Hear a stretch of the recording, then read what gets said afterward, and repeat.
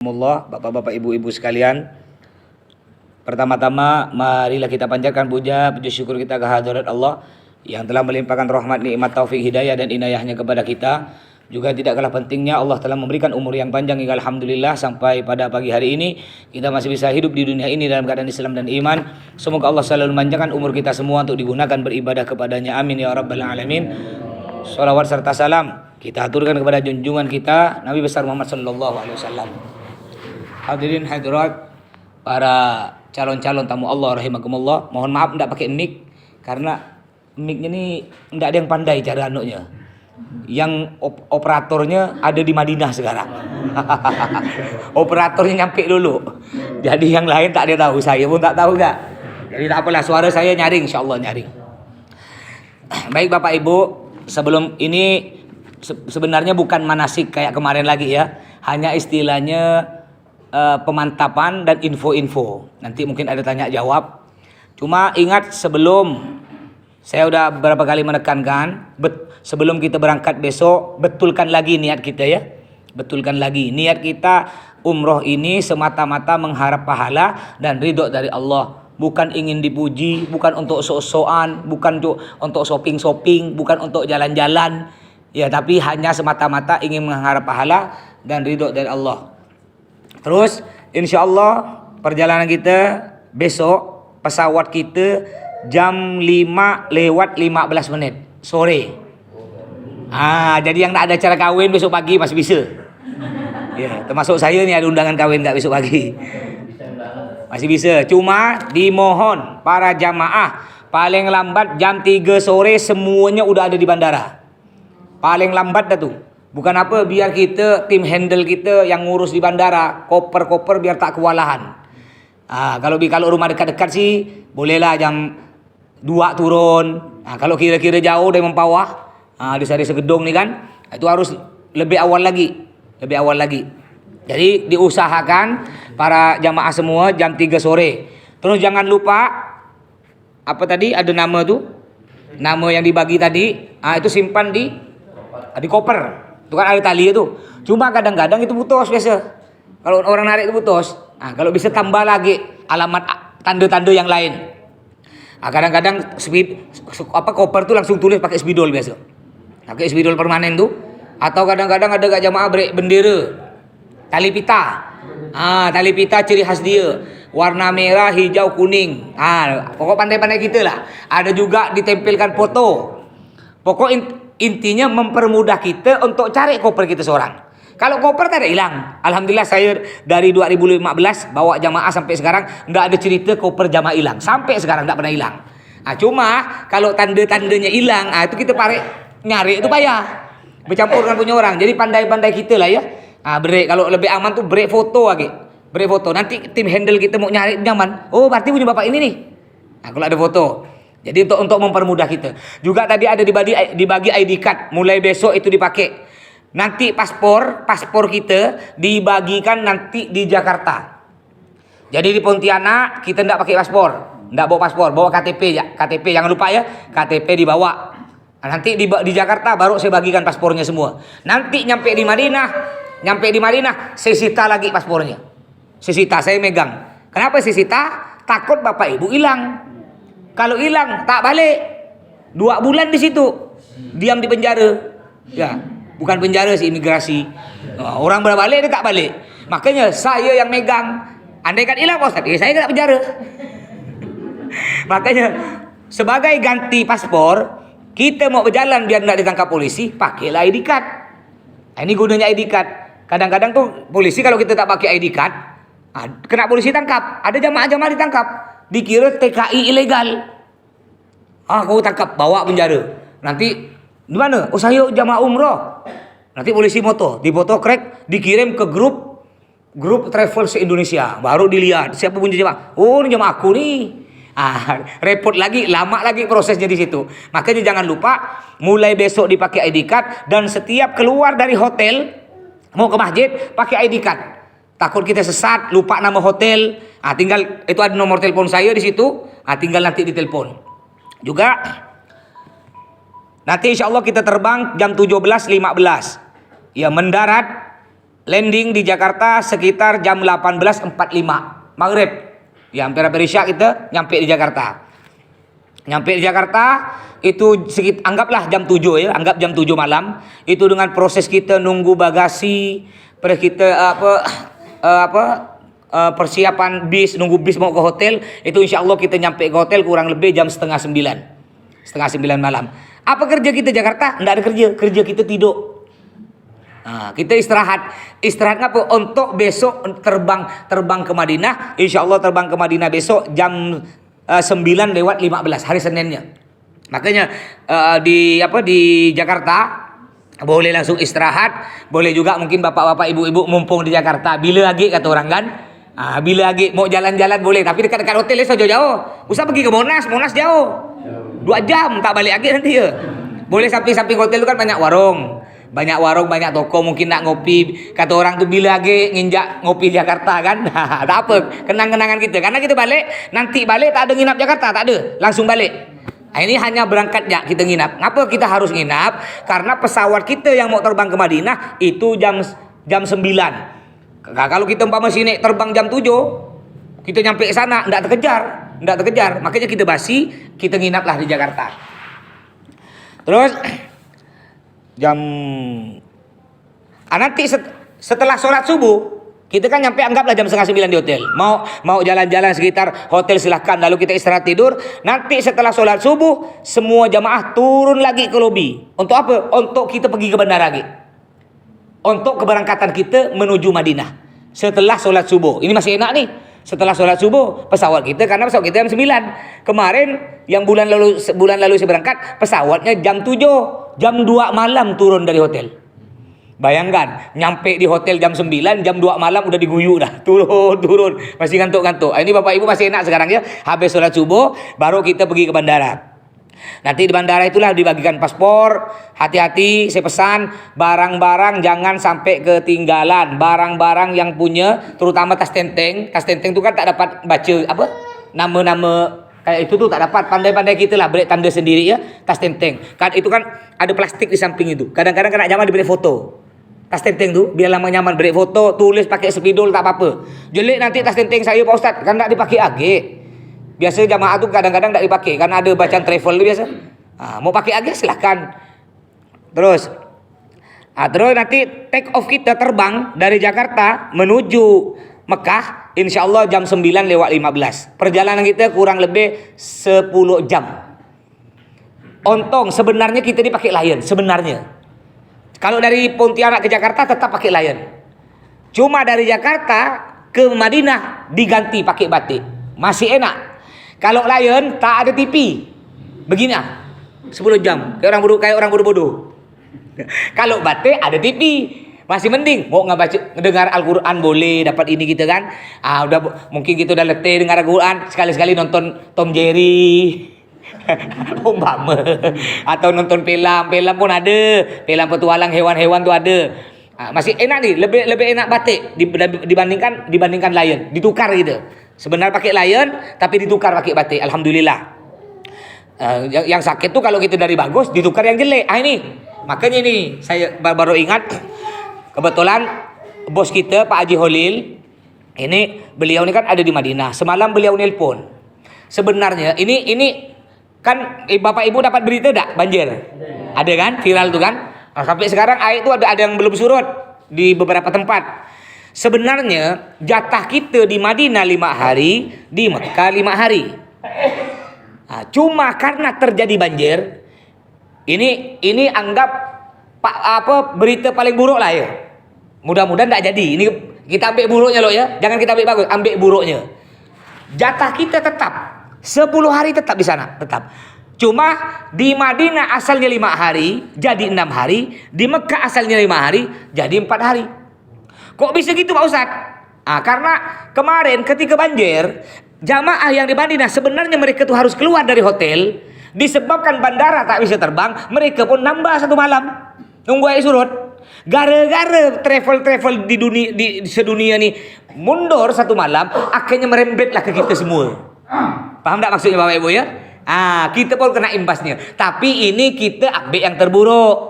Ini kan masih, kita kan di Madinah anggaplah Jatah kita 5 hari. Mungkin naik surut nanti bisa jadi kita nggak berlaku itu.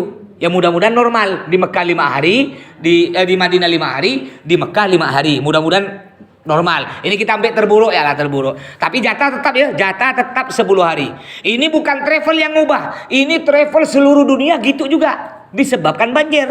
Ini faktor alam. Kita manusia tidak bisa berbuat. Tapi yang penting kita alhamdulillah udah nyampe situ. Kita umrohnya tetap 2 kali, Pak. Walaupun kita di Mekah jatah 4 hari, umrohnya tetap 2 kali. Umroh wajib dan umroh sunnah, tidak berkurang. Cuma berkurang 1 hari ya di Mekah, ditambahkan ke Madinah 1 hari. Kalau saya sih lebih suka di Madinah lama. Kenapa pula di Madinah lama? Karena lebih enak kita ziarah ke makam Nabi, enak. Dan Bapak Ibu nanti buktikan, lebih nikmat ibadah di Madinah daripada di Mekah. Lebih semangat Bapak Ibu ke masjid di Madinah daripada ke Mekah. Udah semua udah dibuktikan. Saya pun heran. Di Madinah tuh kita mau ke masjid semangat, sangat semangat. Tapi ketika nyampe di Mekah tetap semangat, cuma semangatnya enggak lebih semangat di Madinah. Mungkin karena di Madinah kita sangat semangat karena mungkin di situ ada makam Nabi. Sedangkan di Mekah ada Ka'bah. Allah tidak mungkin menciptakan Ka'bah kalau tidak menciptakan Nabi. Jadi Allah menciptakan Ka'bah, jangankan Ka'bah, Allah menciptakan dunia dengan isi-isinya termasuk kita karena Allah menciptakan Nabi. Kalau Allah tidak menciptakan Nabi, tidak mungkin ada dunia, tidak mungkin ada Ka'bah, tidak mungkin ada kita. Makanya karena di situ pas ada makam Nabi, ya terasa istilahnya kalau bahasa Pontianak besi berani itu lebih kuat. Di Madinah itu besi berani besar untuk narik kita. Di Mekah besi berani tidak terlalu besar. Ya, terus. Jadi kemungkinan terburuk yang tadi yang masalah 6 hari dengan 4 hari ya. Tapi mudah-mudahan nanti kita nyampe sana mudah-mudahan normal, biar seimbang, biar 5 hari. Terus nanti kita mendarat di Madinah hari Senin sore jam 3:30 waktu sana. 3:30 berarti sini 8:30 malam. Kan perbandingannya lebih cepat Indonesia 4 jam. 3:30, 3:30, 4, 5, 6, 7. Di sini berarti 6:30 malam. Kita nyampe di sana 3:30. Jadi kita berangkatkan jam 9. Belum azan zuhur kan? Jam 9 pagi dari Jakarta kan belum azan zuhur. Nyampe di mana? Di Madinah jam 3:30 sore. Jam 3:30 sore belum azan asar. Cuma kita enggak bisa sholat zuhur. Kenapa enggak bisa? Karena kita di pesawat ini enggak langsung turun, masih banyak proses masih cop paspor macam-macam. Makanya kita nanti jamak takhir. Ya Bapak Ibu ya, jamak takhir. Cuma jamak takhir ada syaratnya. Jamak takhir syaratnya apa? Ketika udah masuk waktu azan duhur, kita wajib niat dalam hati. Kalau enggak niat, berarti enggak masuk jamak, dia masuk qadha, ganti. Niat ketika masuk waktu duhur jam 12, niat dalam hati. Niat gini ya, niat saya jamak takhir. Dah. Ngomong niat dalam hati. Niat saya jamak takhir, makanya lihat jam. Ya, karena saya tidak bisa mengumumkan teriak-teriak di pesawat karena kita kan duduk sebelah sana, tak ketemu mana jemaah kita, mana jemaah lain. Ya, sila Ji. Nah, sini masih kosong Pak, sini Pak.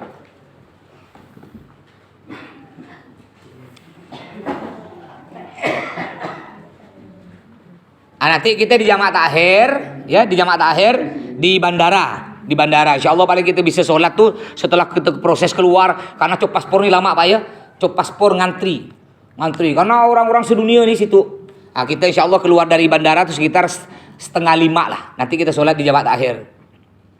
Terus gimana Pak Ustaz? Saya sholat di pesawat. Banyak orang nanya saya. Saya kan mau sholat di pesawat Ustaz. Saya udah ngambil air sembahyang dari Jakarta. Ketika azan zuhur saya sholat di pesawat. Saya jamak Ustaz, jamak takdim, duhur dengan asar di pesawat. Sah tak Ustaz? Sholatnya enggak sah. Tapi kan saya udah punya air sembahyang. Terus saya menghadap kiblat. Atau saya tayamum. Kan udah selesai Pak Ustaz. Syarat saya lengkap, betul. Syaratnya lengkap, tapi satu syarat enggak cukup. Masih ingat? Apa? Pak Haji masih ingat. Di antara syarat sahnya sholat, kita wajib jejak ke bumi.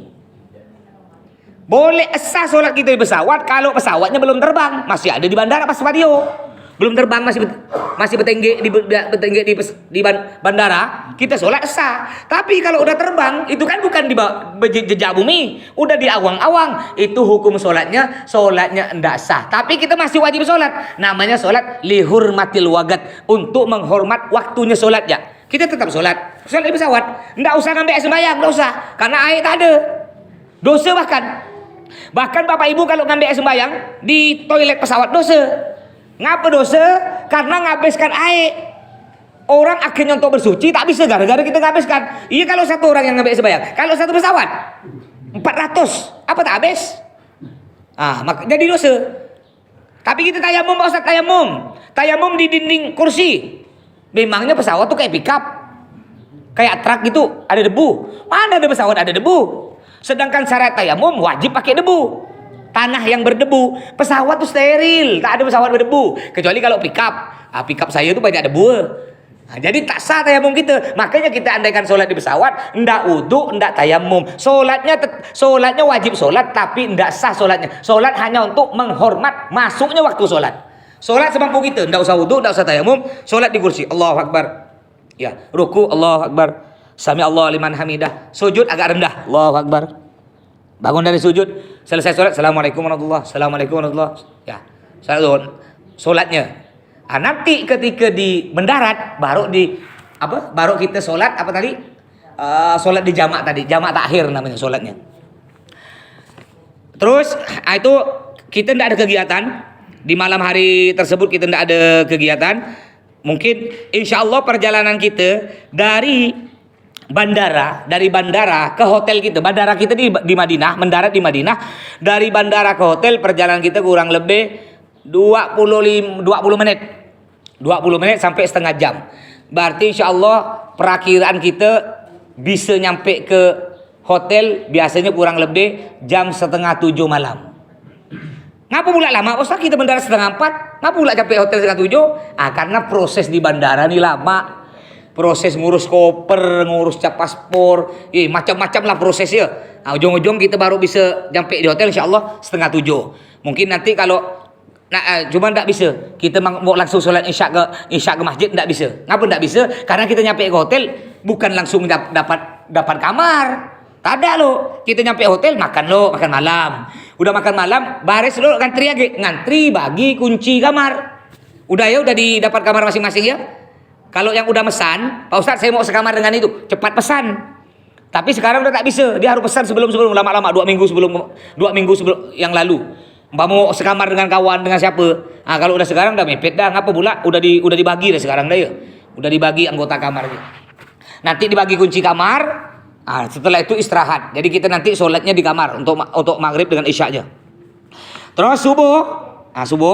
Nanti pagi hari Selasanya kita tidak ada kegiatan, hanya memperbanyak ibadah di lingkungan, perkenalan lingkungan Masjid Nabawi. Ya, berziarah ke makam Baqi, pergi nanti ke Masjid Awan, Masjid Sayyidina Abu Bakar, Masjid Sayyidina Ali. Pokok Selasa itu kerja kita tidak ada kegiatan inti, hanya memperbanyak ibadah di masjid. Baru hari Rabu, hari Rabunya keesokannya. Hari Rabu pagi barulah kita berziarah atau berkunjung. Pertama semua jamaah seluruh dunia pertama berziarah ke Masjid Quba. Masjid Quba itu masjid pertama kali yang dibuat oleh Nabi. Pertama kali masjid yang dibuat oleh Nabi Muhammad namanya Masjid Quba. Bapak Ibu mungkin dengar cerita ketika Nabi ketika Nabi hijrah pindah dari kota Mekah ke Madinah. Lalu Nabi masuk kota Madinah disambut dengan lagu Tola'al Badaru. Itu pakai tar ya. Itu jadi tar tuh udah zaman Nabi, bukan baru sekarang. Cuma bedanya di zaman Nabi tar ada kerincing tuh. Yang besi itu kerincing ada. Makanya ulama ada beda pendapat. Ulama kalau tar yang tidak ada kerincing itu boleh. Kalau tar yang ada kerincing itu bid'ah. Ada ulama beda pendapat. Tapi mayoritas ulama memperbolehkan. Jadi lagu Tola'al Badru itu udah ada dari zaman Nabi. Akhirnya Nabi datang, lalu Nabi sahabat berbot, Nabi buat masjid di sini tempat saya. Ini tanah saya wakafkan. Nabi buat tempat sini. Berebut. Kata Nabi, tunggu loh. Aku nak ngelepas onta aku. Nanti onta aku berhenti di mana? Di situ lah aku bangun masjid. Akhir berjalan untuk jalan-jalan, akhirnya berhenti di rumah sahabat Nabi. Di situlah dibangun masjid, jadilah Masjid Quba yang akan kita kunjungi. Masjid pertama yang dibuat oleh Nabi Muhammad. Cuma Bapak Ibu, kalau kita berkunjung ke Masjid Quba, kata Nabi Muhammad, barang siapa punya wudhu dari rumahnya, rumah kita kan hotel, berarti kan di situ. Barang siapa berwudhu dari rumah atau dari hotelnya punya wudhu, punya sembahyang, lalu nyampe di Masjid Quba, dia sholat 2 rakaat. Sholat apa aja? Sholat tahiyatul masjid ke sholat duha 2 rakaat. Apa kata Nabi? Pahalanya sama dengan umroh, tapi dengan syarat wudhunya dari rumah atau hotel. Makanya usahakan nanti jangan sampai batal. Kalau mau batal nanti udah sholat baru batal, tak apa, kentut tak apa. Kalau dari hotel jangan batal, tahan aja lagi nih. Yang penting tak jangan kentut. Kadang-kadang ada jamaah itu batal. Ya, kadang-kadang ada jamaah batal, wudhunya di Masjid Quba. Batal akhir wudhu akhir di masjid. Berarti tidak masuk tadi, cuma dapat pahala sholat, tapi tidak masuk dalam hadis Nabi yang dapat pahala umroh. Tapi kalau Bapak Ibu kena penyakit, biasanya kan penyakit yang terkentut-kentut terus tuh, udahlah jangan ditahan, bahaya enggak, tak apalah. Niatkan ya, niatkan insyaallah lah. Karena ini darurat kan, kita banyak penyakit, insyaallah kena Allah ditulis bah. Karena darurat mau diapa kan. Jangan pula nahan kentut. Nanti dari Masjid Quba kita akan menuju kebun kurma. Kebun kurma itu makan gratis Bapak Ibu. Makan sepuasnya. Mau kenyang pun, mau makan kurma, mau makan coklat, mau makan kacang, apa aja halal. Diumumkan. Bapak Ibu halal, makan sepuasnya. Tapi kalau bungkus bayar. Di situ harganya, di kebun kurma, harganya naudzubillah. Harganya nanti di Madinah itu ada pasar. Ya, kalau mau belanja, pasar kita di belakang hotel kita namanya Pasar Andalus. Murah meriah. Murah meriah itu dibandingkan toko lain. Cuma agak jalan kaki, nggak jauh, 10 menit ya. Jalan kaki. Nanti mungkin Bapak Ibu mau belanja, saya antar. Tapi jangan seorang-seorang, letih saya. Kadang-kadang masuk kamar, Pak Ustadz, antar kami 3 orang ya dia. Saya letih, nanti saya udah balik kamar, dapat setengah jam, ada lagi ibu-ibu, Pak Ustadz. Nanti insya Allah saya umumkan, nanti saya beri hari, mungkin jam berapa, hari apa, semuanya ngumpul di lobi. Yang mau belanja, ayo, ramai-ramai kita berangkat, nanti balik sama-sama. Kan enak gitu ya, bukan apa, letih bang. Itu namanya Pasar Andalus. Cuma kita kan di pasar kebun kurma kan makan gratis. Tak enak lah kita tak belilah sikit. Tak enak lah kan, walaupun kata orang beli coklat sekilo ya. Ya tak apalah, kita kan nak maju. Pandai malu lah, bersikit ya. Tapi yang beli banyak, tak usah beli situ. Beli di Pasar Andalus nanti. Jauh harga, separuh harga dari Pasar Andalus tuh. Dari kebun kurma kita akan menuju ke Masjid Sab'ah, Masjid 7. Ya panjang ceritanya nih sejarah Masjid 7. Terus akan menuju Masjid 7 atau Masjid Khandaq, perang yang Paret. Juga ada Masjid Kiblatin, Masjid Dua Kiblat. Nanti akan dijelaskan nanti dalam perjalanan kita di bis itu akan dijelaskan. Jadi rombongan kita nih hanya satu bis ya. Hanya satu bis rombongan kita. Nah, kalau bulan lalu tuh semuanya berapa bis ya? 8 bis. 6 bis. 2 bulan lalu 8 bis. Ini satu bis. Alhamdulillah saya pun enggak terlalu pening pala. Cukup ngurus satu bis. Kemarin kalau 8 bis ya Allah, mana yang hilang, mana yang ini ya. Ini alhamdulillah nih. Enggak terlalu bingung lah ya, masih enak ngurusnya. Terus setelah kita datang dari Masjid Quba, kita tidak ada kegiatan, hanya memperbanyak ibadah. Hari Kamisnya juga tidak ada kegiatan, memperbanyak ibadah di masjid. Insya Allah hari Kamisnya nih, mungkin hari Kamisnya nih kita ke Raudhah. Ya, antara hari Selasa atau hari Kamis kita ke Raudhah. Bapak Ibu, mungkin Bapak Ibu dulu yang pernah ke Mekah umroh atau haji sebelum corona, itu Raudhah buka 24 jam. Nah, ini beliau nih udah haji nih, tahu ke Mekah. Ya. Itu Raudhah sebelum corona itu buka 24 jam. Tapi gara-gara Covid sekarang kita hanya dapat 1 kali ke Raudhah, dan itu jamnya bukan kita yang menentukan, tapi negara yang menentukan. Kita hanya mengajukan ke muasasah kalau cincin departemen apalah cincin sini ni ya. Perizinan lah. Kita ngajukan, lihat visa kita, jamaah kita 51. Berarti jam 12 malam. Mau tak mau, kita tak bisa berubah. Tak bisa lah, aku tidur kalau malam. Pagi ya, tak bisa. Tak bisa nawar-tawar. Jadi tongan-tongan. Kemarin saya kena habis solat asar. Masih enak besok asar. Kalau udah kena jam 1 malam, mau tak mau jam 1 malam kita harus pergi situ. Kalau enggak situ angus, tak ada jatah lagi. Siapa kita lah puluhan juta kita mau ke Raudhah rugi kan? Enggak pergi ke Raudhah, enggak pergi ke makam Nabi, rugi. Makanya nanti harus siap. Cuma Masya Allah ya, kelebihan kita di Madinah situ, di Mekah. Walaupun jam 1 malam, jam berapa kita dibangunkan, tetap semangat. Ya, karena mungkin niat kita ibadah ya. Ya ngantuk, cuma ngantuk itu cepat hilang. Nanti di Raudhah Bapak Ibu, jangan Bapak Ibu dikira kita dari hotel itu kita langsung masuk Raudhah. Tak ada. Baris dulu begini, 1 jam berdiri. 1 jam berdiri. Cuma kalau tak kuat berdiri boleh duduk. Ya, kalau kuat berdiri suruh berdiri kena polisi. Cuma yang pakai kursi roda, coba tolong angkat tangan yang pakai kursi roda. Di antara nenek saya juga berarti ibu pakai kursi roda. Biasa yang pakai kursi roda itu boleh masuk dulu. Nanti diutamakan. Bapak-bapak tak ada ke? Tak ada pakai kursi roda. Oh, alhamdulillah. Berarti yang pakai hanya nenek saya. Ada 3 orang. 3 orangnya pakai kursi roda. Jadi di Raudhah caranya gini Bapak Ibu ya. Nanti kita masuk Raudhah ngantrinya kurang lebih 1 jam lah. Baru kita bisa masuk Raudhah. Kalau musim haji bisa 4 jam ngantrinya, 3 sampai 4 jam. Nanti di Raudhah caranya gini, biar kita bisa lama berdoa. Itu tuh kan waktu kurang lebih 15 menit kita di situ. Raudhah itu apa Pak Ustaz? Maaf belum saya jelaskan ya. Raudhah ini Nabi bilang ma baina baiti wa mimbari raudhatun min riyadil jannah. Antara rumahku dan mimbarku ini rumah Nabi. Rumah Nabi sekarang jadi makam Nabi.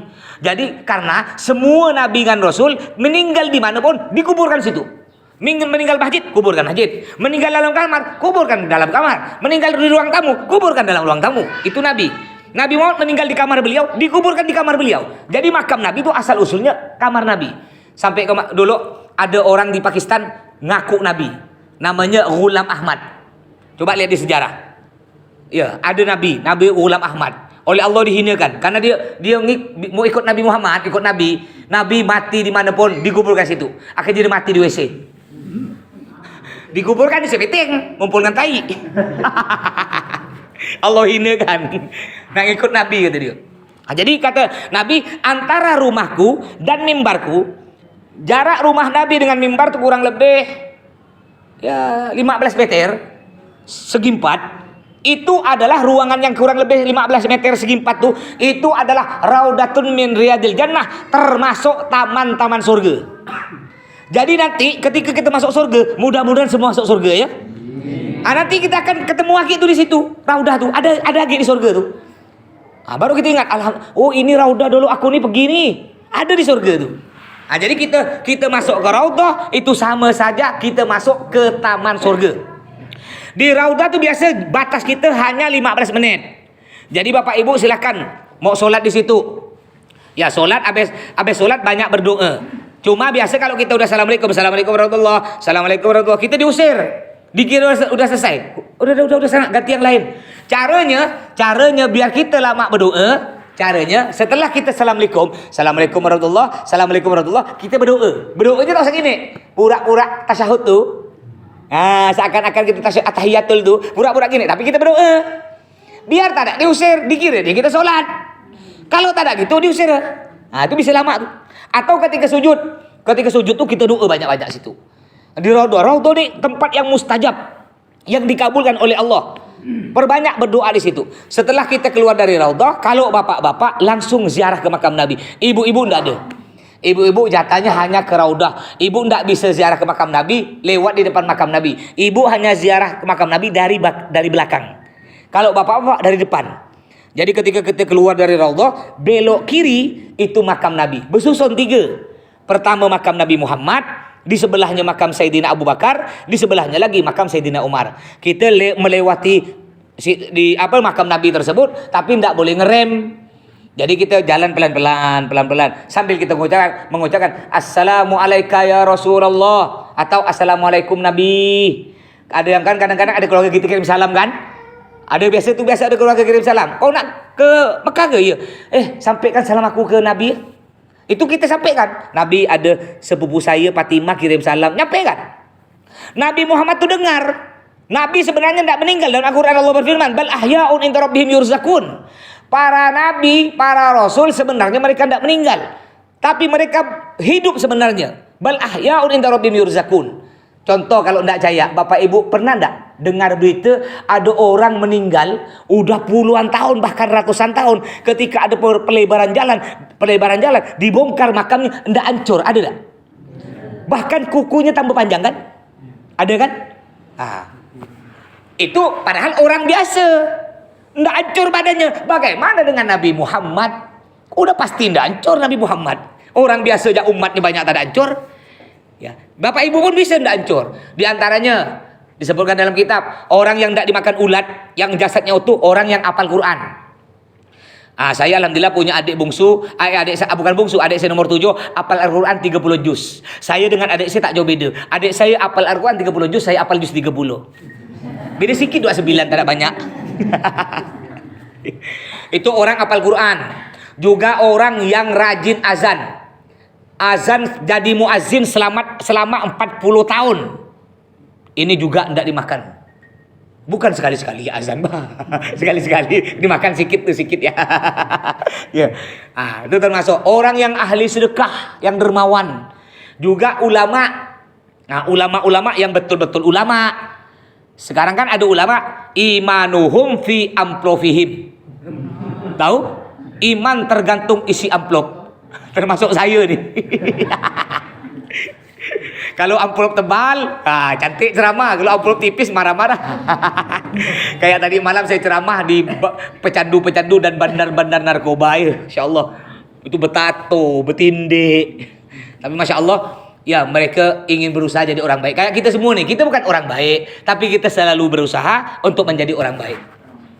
Terus nanti hari Jumat, kita dapat sholat Jumat jatah 1 kali di Madinah, di Mekah enggak.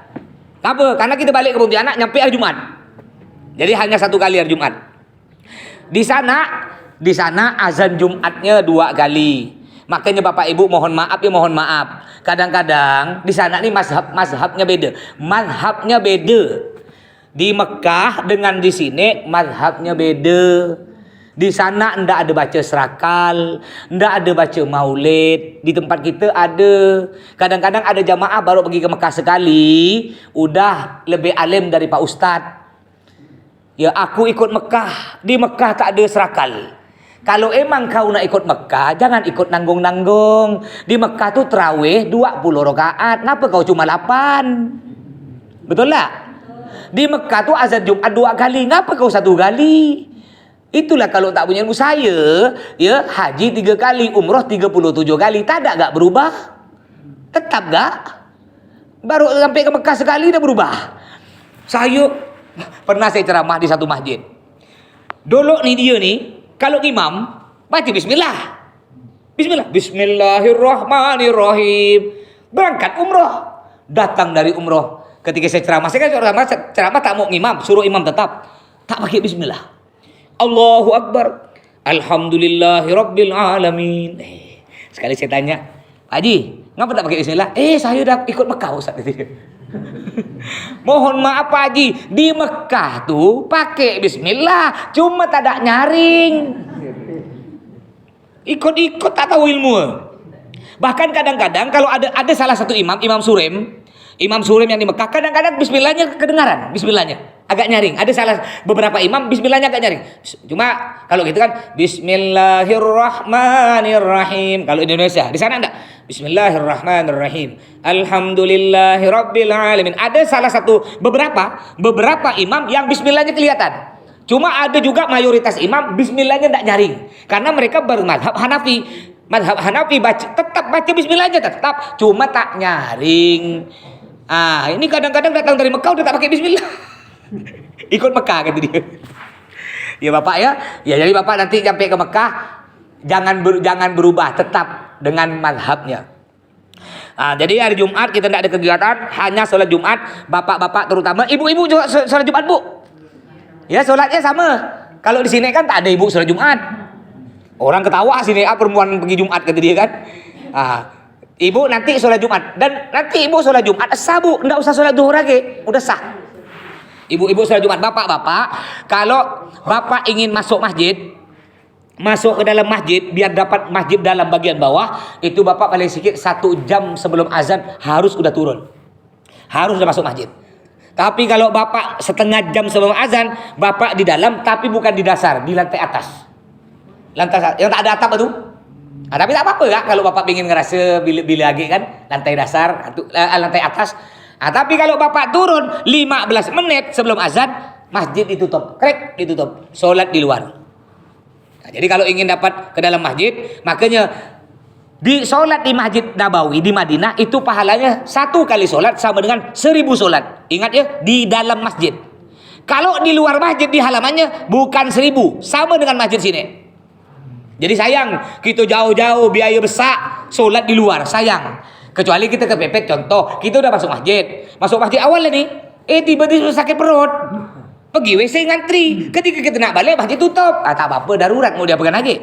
Tapi kalau kita memang sehat, punya kesempatan, cepat awalkan masjid, sayang 1000 hilang 1000. Jadi kalau di Madinah di Masjid Nabawi itu satu kali sholat sama dengan 1000 sholat. Kalau di Masjidil Haram di Mekah yang ada Ka'bahnya, 1 kali sholat pahalanya 100.000, lebih berlipat lagi.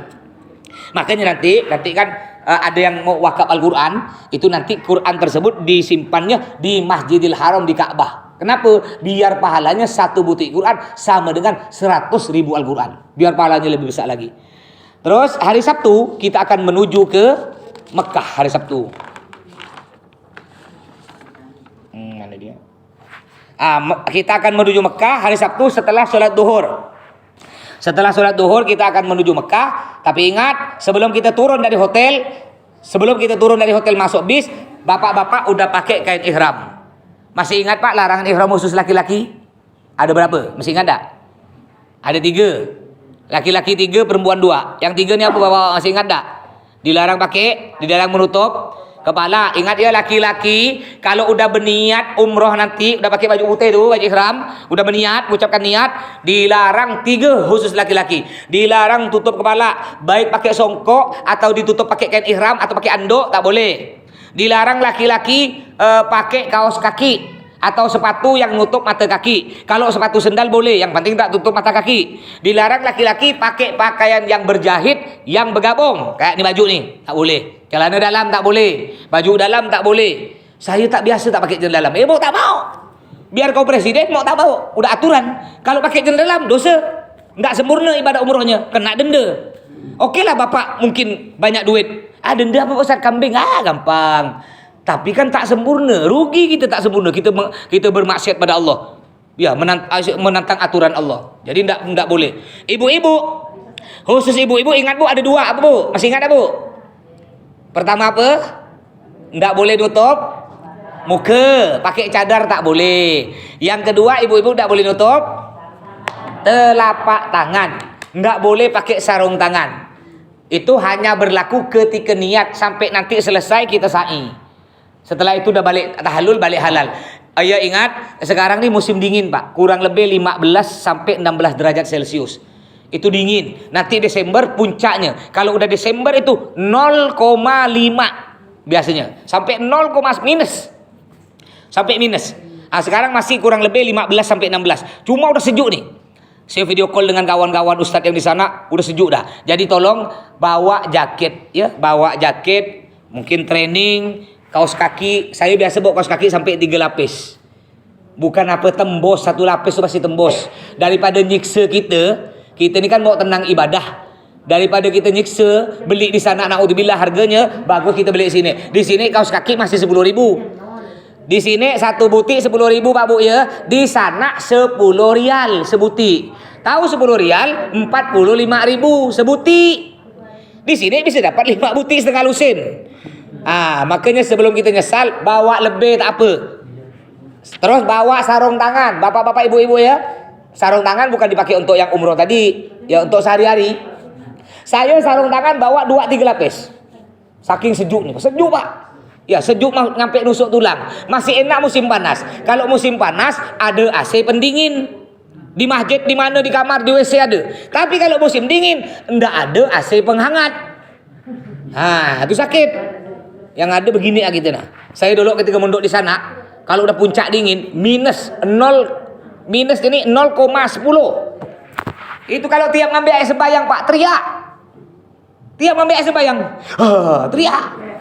Kalau sholat tuh Allah.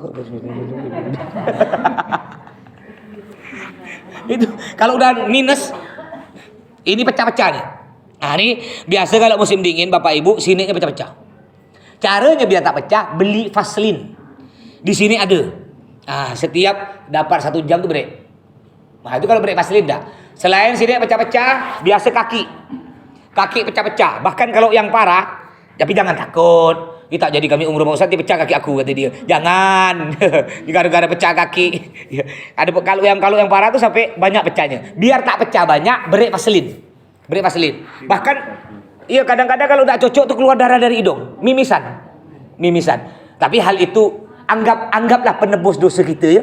Penebus dosa kita. Masih mending ditebus itu kena Allah daripada ditebus kena tabrak truk 2 buti. Pasti.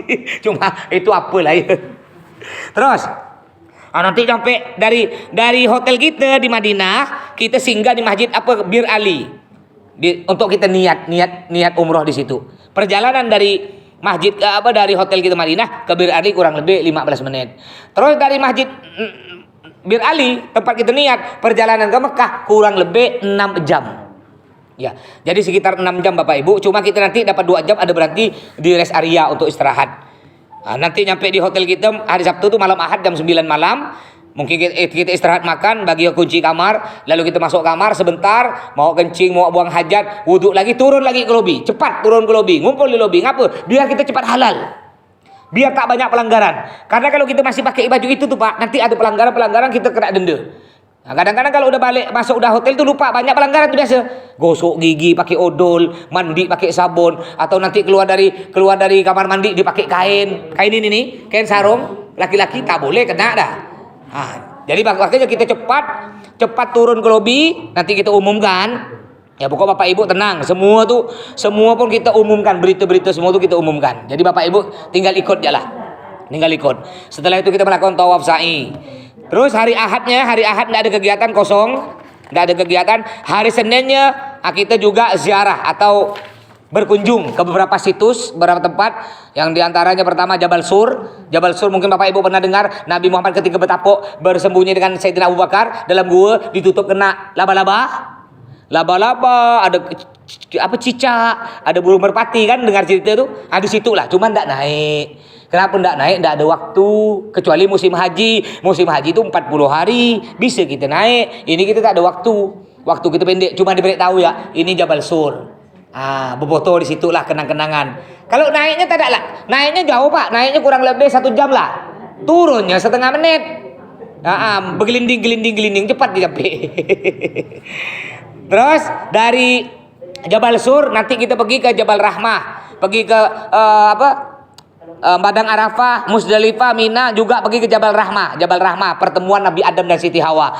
Nanti juga mutar balik, kita singgah juga di Jabal Nur. Jabal Nur nih turunnya ayat pertama yang berupa Iqra, bacalah wahai Muhammad. Itu Jabal Nur, lebih tinggi dari Jabal Sur tadi. Lalu kita sampai ke hotel. Hari Selasanya kosong, enggak ada kegiatan, cuma perbanyak ibadah di masjid. Hari Rabunya juga kosong, enggak ada kegiatan, cuma perbanyak ibadah. Iya, hari Rabunya enggak ada kegiatan, perbanyak ibadah. Cuma ada persiapan hari Rabu tuh. Hari Rabu malam Kamis, ya, kita koper semua simpan di luar kamar jam 11 malam. Nanti kita umumkan. Hari Kamis kita udah check out. Kita check out, keluar dari Mekah, kita menuju ke bandara di Jeddah. Perjalanan dari Mekah ke Jeddah kurang lebih 1,5 jam.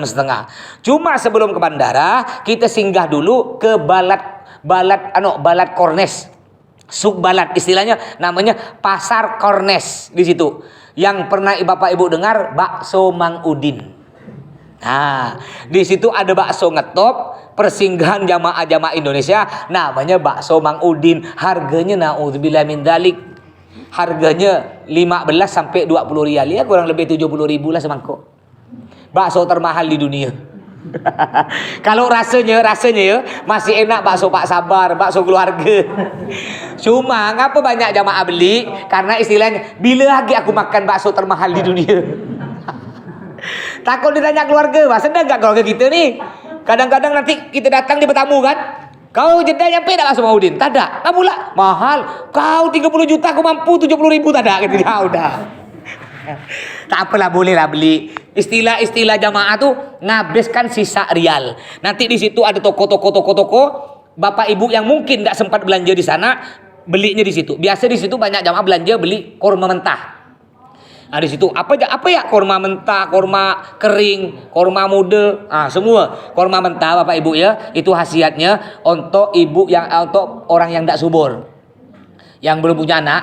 Nah itu di blender beri susu, itu untuk orang tak subur. Kalau untuk bapak-bapak stamina itu korma sukari, korma madu. Nah, itu satu kotak isi 3,5 kilo, harganya kurang lebih 50 rial. Ada yang 40 rial. Itu untuk stamina, untuk kesegaran tubuh.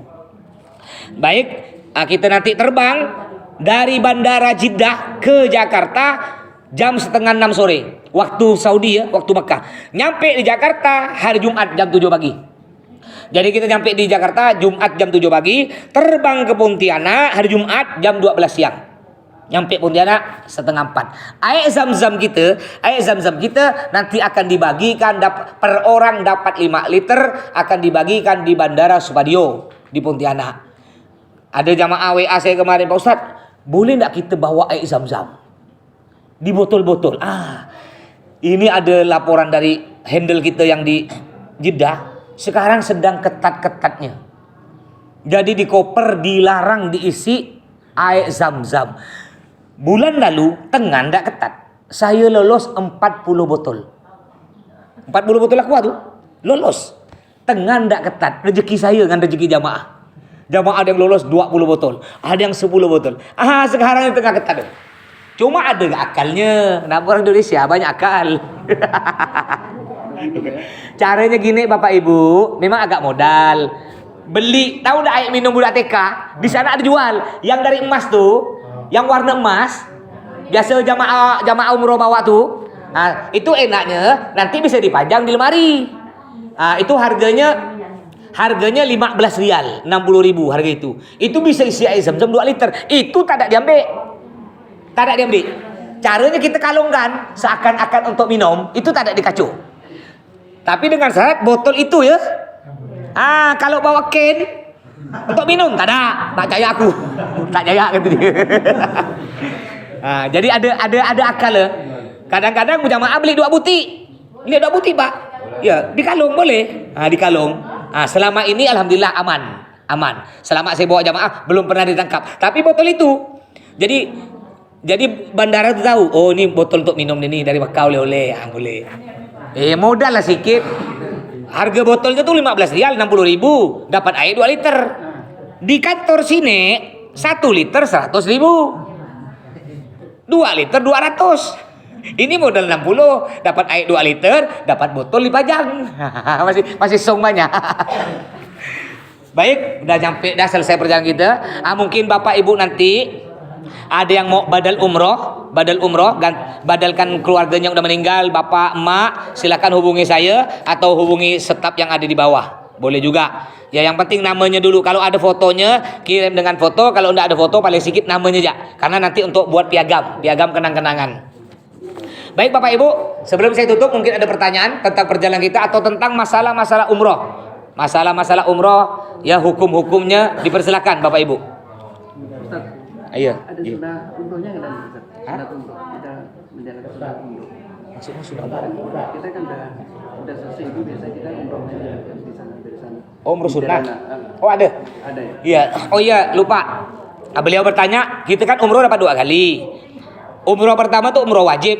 Yang dari Madinah kita singgah ke Hotel Bir Ali itu, kita niat itu namanya umroh wajib. Umroh kedua umroh sunnah. Kapan dilakukan umroh sunnah? Setelah kita dari Jabal Rahmah. Di Mekah kan nanti kita ke Jabal Rahmah tuh.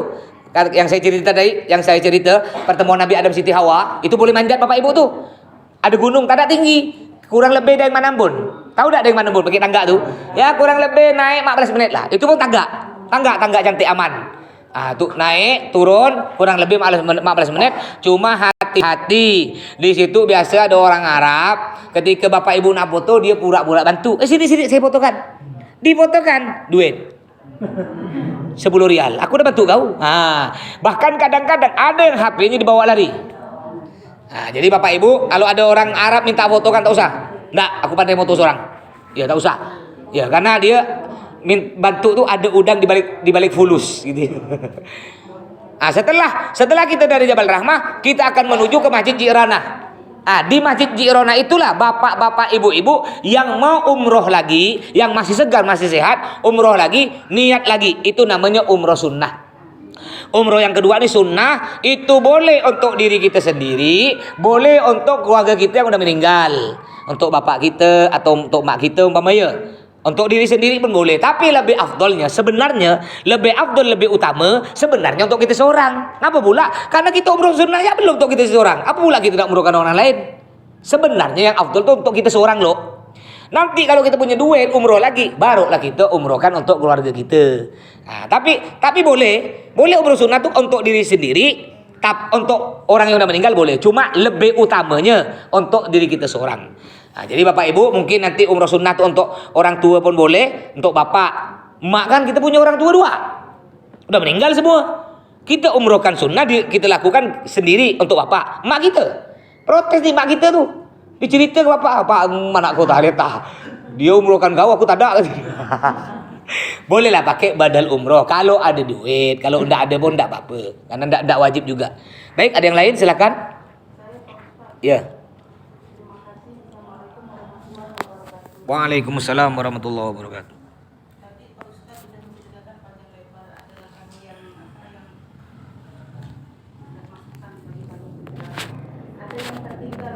Ya.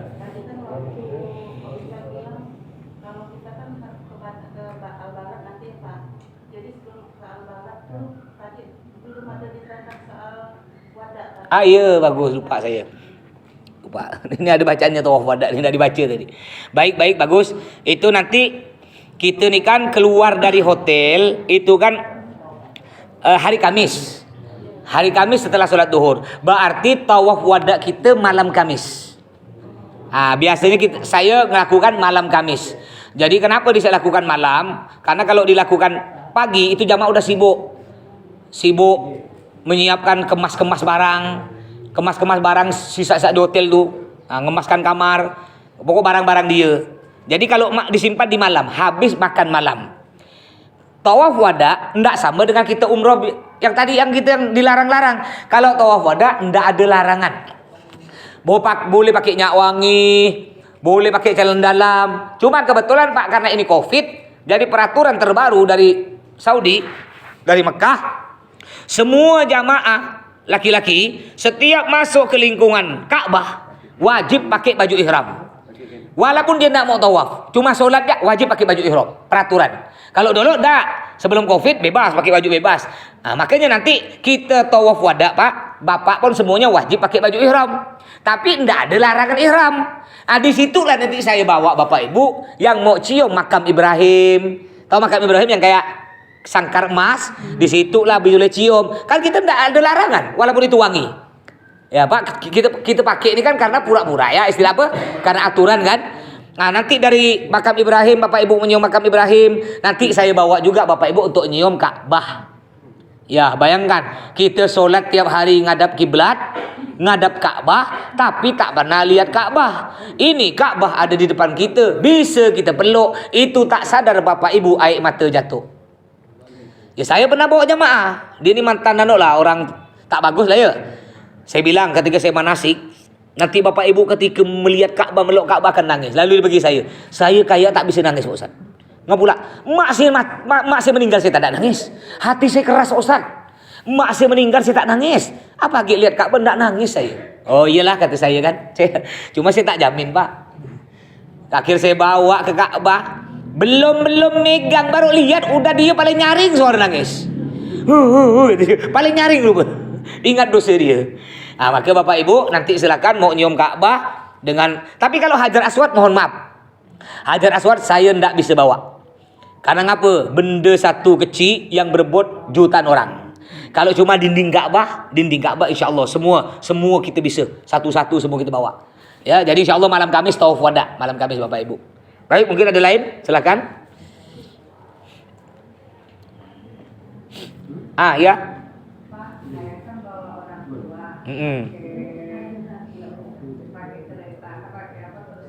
Iya.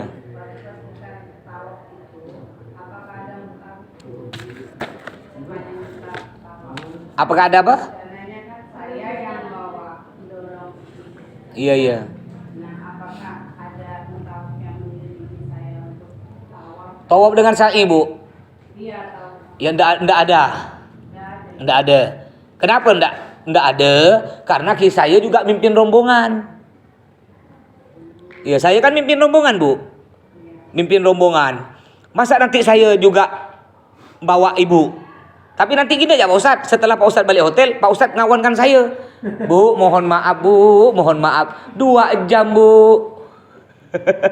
Ngawankan ibu nih keliling nih 2 jam. Bukan saya tak mau, kita nih banyak kerja, ngurus jamaah. Belum pakai jamaah minta antar belanja, belum pakai jemput jamaah hilang. Ya, jadi mohon maaf Bu, biar sama-sama enak. Sama-sama enak, Ibu bisa Bu, Ibu bisa ikut. Tapi Ibu, nanti kita carikan ada petugas sana, mahasiswa sana itu bayar 1,5 juta. Mereka tuh kerjanya memang dorong terus. Ibu lah ngikut dia. Paham tak maksudnya Pak ya? Bukan saya tak mau Pak, sedang Pak. Ya, bukan saya tak mau. Karena putarannya Ka'bah nih Pak. Kalau kita tawaf di bawah dekat Ka'bah, putarnya sebentar pendek. Kalau kita pakai roda, nih putar gini. Mana putar? Lebih jauh kan? Lebih lama, Ibu ya. Jadi nenek saya seorang nih, saya bayarkan. Udah siapkan dah. Nenek saya seorang, saya bayarkan. Jadi bukan saya yang dorong seorang. Emak saya, 2 bulan lalu emak saya, abah saya dorongkan. Orang mahasiswa yang dorong, bayar 1,5 juta. Ya, bukan saya tidak cinta orang tua saya, tak ada. Karena saya ini kan pemimpin rombongan Pak, banyak tugas. Kita jaga gak kesehatan. Sedang nggak satu hari, kalau kemarin tuh saya bawa 377 jamaah. Satu hari 5 orang hilang. Video call Pak Ustadz, kami sesat. Di mana? Nah Pak Ustadz, mikir saya ke situ 1/2 jam aku. Balik agak 1/2 jam. Mau tak mau tugas kita kan? Kita udah nak tidur siang dia hilang. Jemput lah kan, balik lagi ke hotel. Dah, nyampe hotel kita tenang. Baru robo ada ke hilang. Pak Ustadz saya hilang kata dia. Udah. Geram saya lihat. Tapi tugas kita mau diapakan? Jadi mohon maaf ya, Ibu ya. Jadi cuma kalau Ibu memang mau ikut, Ibu kan mau dorong orang tua Bu ya. Mau ikut, caranya Ibu tadi bayar Ustadz yang biasa dorong tuh 1,5 juta ya. Nanti Ustadz yang dorong Ibu ikut. Ibu ikut Bu ya. Kalau saya mohon maaf ya, betul-betul enggak kuat karena putarannya jauh Bu. Ibu lihat ya di TV, kayak apa besarnya Masjidil Haram tuh. Masjidil Haram lebarnya kayak apa? Di situlah kita mutar Pak. Mutarnya di situ, bukan di bawah, bukan di dekat Ka'bah, bukan. Kadang-kadang aturan di Mekah ini berubah. Kadang-kadang datang enggak ketat, itu boleh. Roda boleh masuk. Roda tuh boleh masuk, dorong di pinggir Ka'bah. Kadang-kadang. Cuma kebanyakan sih ketat gara-gara Covid nih Bu ya. Gara-gara Covid, sangat sulit ada roda bisa masuk. Gara-gara Covid nih. Kalau sebelum Covid, biasa roda masuk. Iya, ingat dia. Biasa roda masuk. Gara-gara Covid nih, aturan-aturan yang dulu Bapak Ibu mungkin pernah nyampe ke Mekah, yang Bapak Ibu mungkin bayangkan sama dengan dulu, jangan dibayangkan lagi. Sejak Covid, semua aturan banyak berubah. Iya, yang dulu kita bisa gini, tak boleh lagi. Yang dulu kita bisa, semua banyak aturan berubah. Gara-gara Covid. Ya, gara-gara Covid. Baik, ada pertanyaan lagi, silakan.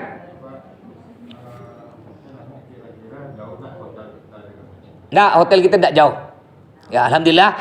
Travel Musdalifah nih Bapak Ibu. Inilah kenapa Travel Musdalifah jamaahnya selalu ramai. Tiap bulan bahkan sampai 3 kali kita berangkat dibandingkan travel lain. Karena walaupun kita mahal, cuma hotel kita tidak pernah jauh.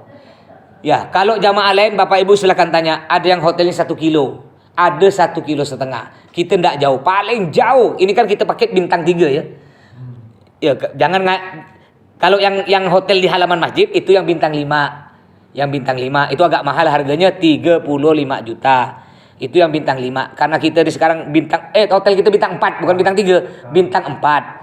Bintang 4 jadi tidak jauh, sekitar kurang lebih 250 sampai 300 meter.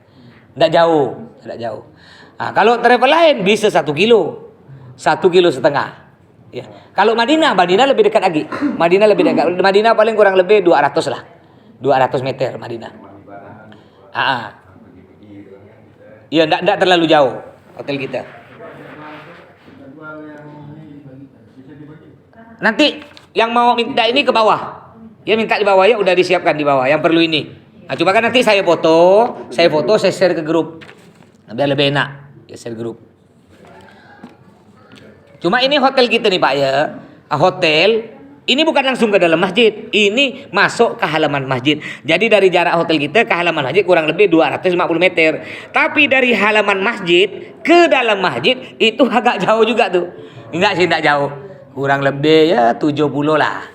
70 lah kurang lebih. Kalau langsung ke dinding, tapi kalau kita mau cari pintu yang lain lagi, jauh. Jauh gitu. Ya yang mau mutar namanya ya. Silakan yang lain. Mungkin ada lagi? Iya. Kelompok ini Pak, kita ngambil sendiri itu udah dibagi Pak. Kelompok udah dibagi, kecuali yang mesan, yang keluarga-keluarga. Contohnya rombongan keluarga kan ada yang keluarga tuh, ada yang 3 orang, ada 5 orang, itu ditentukan. Tapi yang bukan keluarga termasuk saya simpan dimanapun bebas. Ya, nanti disitulah kita punya keluarga. Makanya sejak hari ini kita semua keluarga. Ya, jadi senang sama-sama senang, susah sama-sama susah. Contoh kadang-kadang jamaah kita ini kan, terutama kalau balik. Kalau balik tuh banyak tas beranak. Bapak Ibu tak boleh ngomong gini ya di sini ya. Kami tak mungkin belanja banyak Pak Ustaz. Tak boleh ngomong gitu, tak boleh. Tak boleh. Kami cukup 1 juta Pak Ustaz. Jangan. Kita nih tak ada lapar perut, lapar mata. Contoh kita jalan turun dari hotel ke masjid, tak ada niat belanja, Ketika balik dari masjid nak menuju hotel, ada ya orang jegat-jegat kita tuh. Ada di pinggir jalan tuh kan jual, mata ngelihat beli. Ingat cucu, ingat anak, ingat istri, udah beranak lah.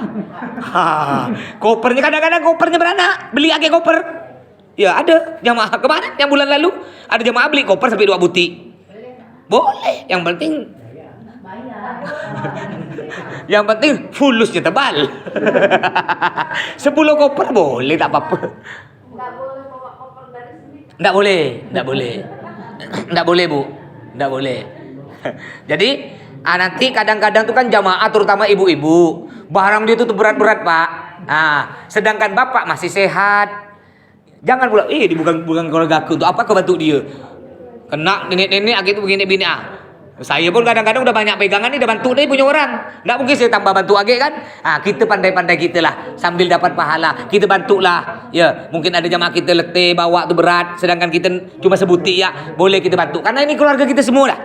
Ya, keluarga kita semua. Insya Allah kita banyak bantu orang, nanti oleh Allah dibantu. Kita mempermudah orang, insya Allah urusan kita oleh Allah dipermudah. Baik, ada lagi? Tadi ada bertanya, Bang Agus. Silakan Bang Agus. Kalau di Mekah tuh tasnya dipakai. Tasreh kayak apa tuh contohnya? Nanti kan di Mekah tuh kan pasti jadi kayak di Madinah itu kan ada tasnya. Oh. Waktu kita mau masuk ke Raudhah ataupun ke Mekah kan Betul. Iya, ini ada pertanyaan dari Bang Agus. Kalau kita masuk ke Raudhah itu harus pakai tasreh.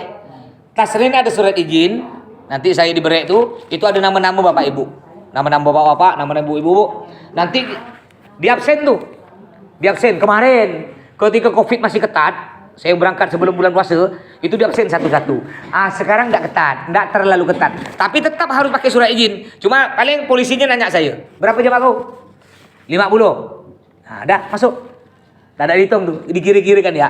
Jadi bapak-bapak, ibu-ibu, kalau ingin beberapa kali ke Raudhah, kan jatah kita sekali. Caranya kita ikut travel lain yang dari Indonesia ya. Yang muka-muka Indonesia. Jangan masuk ke keluarga saya Sarukan, India. Lain. Bapak-bapak tak bisa masuk. karena kemarin jamaah kita ini kan ada orang India ikut ramai. Nyelet. Tahu polisi. Ketika masuk, hush kata dia, muka lain. Jadi bapak-bapak ibu-ibu, kalau ingin ke Raudhah beberapa kali, boleh. Jamnya ke Raudhah tuh kalau ndak habis asar, Kalau ndak habis asar jam 12 malam. Sejak Covid ni ya, kalau ndak habis asar jam 12 malam. Silakan Bapak Ibu turun habis asar, pergi ke tempat ngantri, ya. Nanti kan kita udah tahu caranya tempat ngantri di mana. Masuk nyelet ya. Nyelet ya ke travel yang mungkin Indonesia. Masuk ya dia masuk gitu. Masuk tuh lolos tuh. Lolos. Begitu pula di Mekah. Kalau di Mekah ndak ada pakai tasrih, langsung masuk semua. Masuk semua. Udah mulai ndak ketat dah, Kalau untuk masker hanya dipakai di Jakarta. Nyampe di Madinah, itu masker simpan jadi jimat. Ndak dipakai sama sekali. Mau di bandara ndak wajib, mau di bank, mau di mall, mau di mana pun ndak wajib pakai masker. Ya, baru dipakai lagi nanti ketika terbang ke Jakarta. Kalau kita bawa obat-obat itu persiapan, Bapak. Betul itu bagus. Mau saya umumkan tadi itu. Obat-obatan, terutama obat-obatan yang biasa bapak-bapak, ibu-ibu cocok. Tolong dibawa obat di sana. Naudzubillah Bapak Ibu. Kemarin ada polisi suami istri bawa anak kecil. Anaknya umur 6 tahun. Ya, ini dua-duanya polisi suami istri di Samsat kerja. Anaknya nih batuk. Sakit batuk ya? Batuk biasa. Pak Ustaz, anak saya batuk. Kawan saya beli obat yuk. Ayolah. Cuma saya bilang, tak usah Pak, sini mahal. Tak apa Pak Ustaz. Bawa lah anak saya ke apotik. Itu 2 macam obat, 1,5 juta. Tak usah Pak, mahal. Tak apa Pak Ustaz. Saya bilang, Pak, kalau anak saya batuk, saya beri kecap jangan jeruk. Daripada 1,5 juta. Ya, jadi Bapak Ibu tolong obat dibawa. Harga obat di sana naudzubillah. Ngeri harganya. Bisa berpuluh-puluh kali lipat daripada kita di sana ya. Jadi bawa obat kita lah, obat-obat terutama kayak paracetamol, antalgin, obat batuk, ambroxol. Enggak, obat enggak periksa, aman.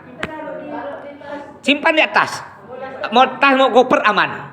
Kecuali saya lupa power bank tak pokok elektronik, power bank atau bapak-bapak mungkin nak bawa alat cukur.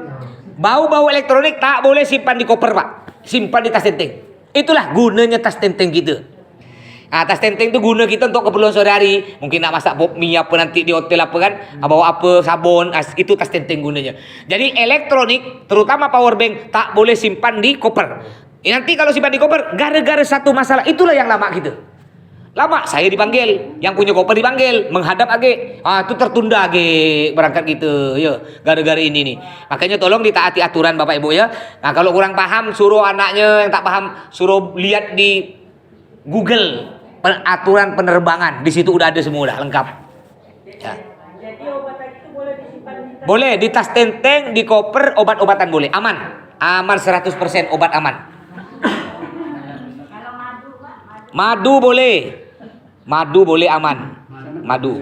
Cuma ndak boleh yang ketat nih dari Jakarta ke Madinah. Cairan ndak boleh lebih dari 100 mili. Baik itu madu, minum, nanti diambil kena dia. Diambil. Degil, diambil, tapi di dalam ada toko boleh kita beli. Sama gak bual. Jadi biar toko dalam laku. Tak boleh yang lebih dari 100 mili. Tapi kalau yang dari Madinah ke sini enggak apa-apa. Contohnya kan pakai botol itu, botol TK tadi itu. Itu boleh. Baik. Ini lu mau nanya katanya paspor itu apa bisa ikut saat tawaf?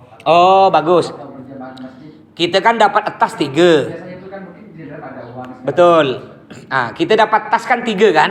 Koper, tas tenteng, tas paspor. Istilahnya itu tas kecil itu namanya tas paspor. Untuk nyimpan paspor, KTP, duit, HP. Pertanyaan beliau, boleh enggak ketika tawaf kita bawa? Bukan boleh, malah suruh bawa. Ngapa pula suruh bawa? Takut hilang, Mbak. Kita simpan di kamar takut was-was. Ada kebakaran, naudzubillah, mudah-mudahan selamat lah ya. Atau ada apa, lebih aman kita bawa. Bahkan kalau sholat, kalau kita was-was, karena ini pernah kejadian Bu, perempuan, dia sholat, tas paspor tuh, tas duit tuh, simpan di samping dia ada orang sholat gak? Ketika dia sujud, ya, orangnya hilang, tasnya hilang. Jadi gimana Pak Ustadz? Boleh kita sholat pakai tas? Boleh pakai tas. Saya sholat atas saya pakai. Daripada kita was-was sholat. Kayak ada santri, ini cerita nih ya, ada santri. Ketika dia sholat, di depan dia ada ikan kembung goreng, lupa ditutup udung saji. Dia solat, Allahu Akbar, lupa tutup kurung saji. Tiba-tiba ada kucing. Ayo. Ikan gembung goreng satu piring. Ada kucing. Pertanyaan saya, khusyuk tak dia solat nih? Tak ada. Akhirnya mikir, gimana cara aku ngusir kucing nih biar solat aku tak batal. Akhirnya baca surah Bismillahirrahmanirrahim. Qul huwallahu ahad. Allahus somad, kata dia. Lari kucing. Jadi daripada kita solat was-was, takut atas kita simpan bawah dicopet orang, bagus kita pakai. Saya tiap solat saya pakai. Atas saya pakai. Jadi beginilah saya solat nih, bergantung-gantung tak apa-apa. Daripada kita solat was-was. Karena di tas saya ini kadang-kadang duitnya 100 juta Bapak Ibu. Iya, duit jamaah yang takut hilang tuh ditip 10 juta titip ke saya. Dari duit travel untuk persiapan bawa 20 juta. Banyak titipan orang, Bang. Kalau duit saya tak banyak. Cuma kadang-kadang jamaah nitip 10 juta, tak ada, gak melekat-lekat 40 ribu ke. Kalau hilang saya kena. Gurau ya Bapak Ibu. Ayo silakan, ada lagi? Nah. Bagasi berapa? Bagasi kita 30 kilo add on. Lebih yang kena denda itu berapa per kilonya? Jadi begini Bapak Ibu ya. Usahakan jangan lebih dari 30 kilo. Kalau lebih, kita ni kan tak semua belanja 30 kilo. Ada yang 10 kilo ya, ada 20 kilo. Anggaplah ada yang belanja 20 kilo. Berarti kan masih song 10 kilo. Sedangkan ada yang belanja 40 kilo, lebih 10 kilo. Tutuplah nih. Ditutup, paham tak? Secara global. Tapi andaikan semuanya belanja 40 kilo, anggaplah enggak, semuanya belanja 30 kilo. Lalu ada 10 jamaah belanja 40 kilo. Kan lebih 10 kilo. Dihitung, berarti dia seorang bayar, dia 10 tu bayar kena. 1 kilo tak ada mahal. Cuma kurang lebih 100.000 ya.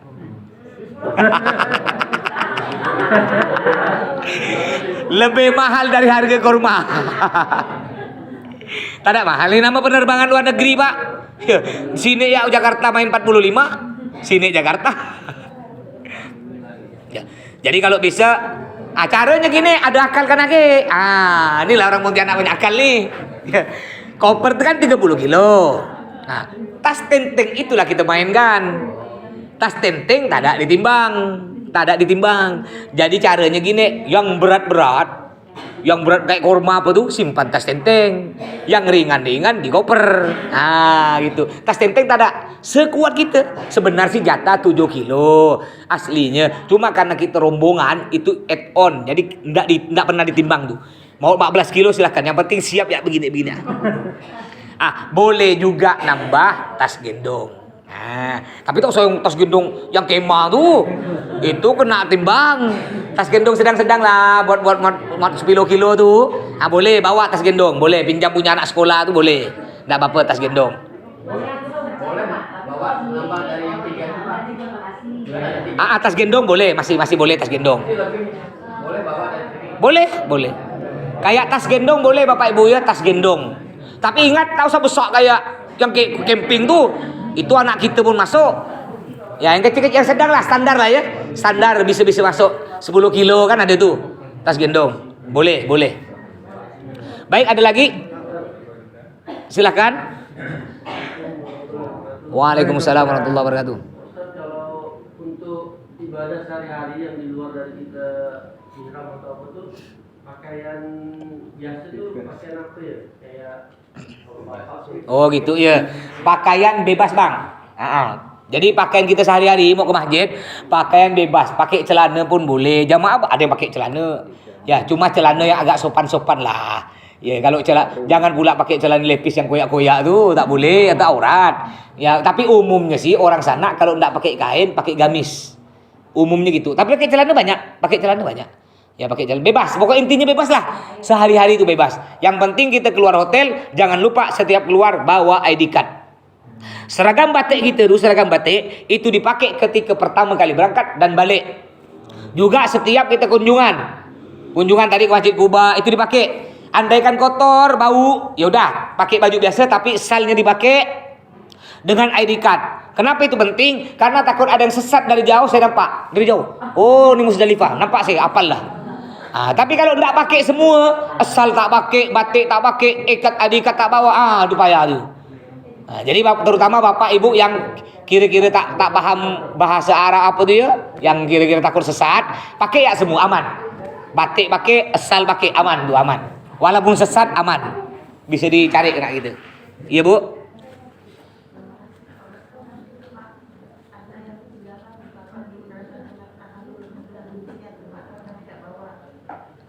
Oh, gunting itu udah. Saya udah bawa gunting. Juga nanti ustadz kita yang di Mekah juga bawa gunting. Tapi andai kan bapak-bapak ibu-ibu mau bawa gunting seorang, gunting simpan di koper. Jangan simpan di tas kalau gunting diambil. Kalau di koper aman gunting. Jadi andai kan mau bawa gunting seorang, simpan di koper. Tapi kalau alat elektronik yang pakai baterai, cas tak boleh simpan di koper. Simpan tas tenteng. Termasuk juga kawan-kawan yang biasa ngerokok pep tuh. Tak boleh simpan koper tuh, tak boleh. Harus simpan tas tenteng. Simpan tas tenteng. Ya Bu ya, gunting udah tak usah dipikir gunting. Saya ada gunting. Ustadz banyak punya gunting nanti. Tapi andai kan biar lebih cepat lagi bawa gunting seorang kan nyaman gak? Bawa gunting seorang. Kalau pakaian kita Ustaz? Kalau pakaian berapa setel? Itu tergantung masing-masing. Biasa kalau musim dingin, badan kita tak bau. Musim dingin karena tak ada berkeringat. Itu seminggu tak ada mandi tak ada bau. Ke musim dingin. Kalau saya sih bawa 3 helai ya. Tiap saya umroh bawa 3 helai. Jangan banyak-banyak bawa baju. Ngapa pula? Nanti oleh-oleh tak muat gara-gara baju. Bagus begini ya. Kalau saya biasa bawa 2 helai. 2 helai ya. Nanti saya cuci, laundry. Boleh laundry, boleh cuci seorang. Cuma laundrynya mahal. 1 butik baju 5 rial. 22 ribu. 1 butik baju. Bukan 1 kilo. 1 butik. Cuma saya biasa cuci di kamar mandi. Beli rinso di bawah hotel kita ini kan ada orang toko-toko tuh. Rinso 1 kotak tuh 5 rial, 20 ribu. Itu bisa untuk sekamar tuh. Kita cuci, tapi tak ada jemur. Jemurnya di kamar mandi. Kamar mandi kan ada gantung-gantung tuh. Jemur. Kalau musim panas 1 jam kering. 2 jam lah paling lama kering. Kalau musim dingin nih agak lama. Musim dingin bisa ya setengah hari lah. 12 jam dingin. Cuma enggak ada setrika ya, tak ada. Atau boleh gini. Andaikan bapak ibu bawa baju banyak, pakaian banyak, enggak apa-apa bawa pakaian banyak. Terus oleh-oleh, saya ini pernah dulu pertama 2015. Saya belum pengalaman bawa baju banyak amat. Istri saya bawakan baju banyak amat. Sekali nak balik bingung. Aduh, oleh-oleh meledak nih. Gara-gara kena baju. Akhirnya saya punya akal. Saya pakai baju semua. Itu kaos 10 butik. Baju koko 5 butik. Belum pakai celana. Kain nih ada kali 5 lapis saya pakai. Sampai kata jamaah Pak Ustaz tambah gemuk katanya. Ya panas Bu, pada waktu itu musim panas, puncak panas. Apa tak ada berbanjir keringat. Nyampe di Bandara Supadio, baru kita bongkar. Boleh kalau gitu menyiksa. Ya lebih bagus jatuh banyak-banyak aja lah. Ya di laundry atau dicuci seorang. Baik, ada lagi? Silakan. Kita tambah 3 orang lah penanya, nanti selanjutnya di grup. Silakan. Iya.